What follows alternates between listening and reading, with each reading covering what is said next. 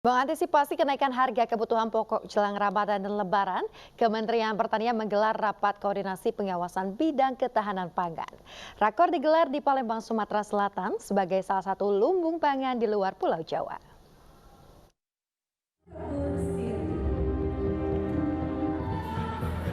Inspektorat Jenderal Pertanian bersama aparat pengawasan intern pemerintah atau APIP dan aparat penegak hukum atau APH menggelar rapat sinkronisasi dan kolaborasi di Palembang, Sumatera Selatan.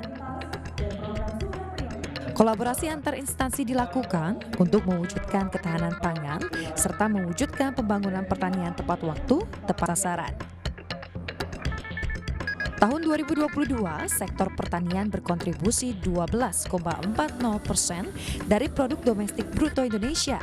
Dan Provinsi Sumatera Selatan menyumbang 13,23% dari produk domestik regional bruto.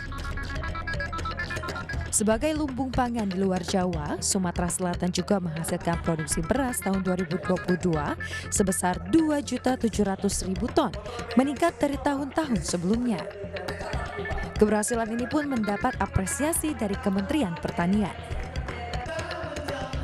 Bahwa Sumatera Selatan menjadi contoh, menjadi best practice, kita harapkan bisa juga kita menuju ke arah rapat koordinasi tingkat nasional untuk berbagi pengalaman success story dengan apa yang telah dilaksanakan di program-program Kementerian Pertanian di wilayah Sumatera Selatan.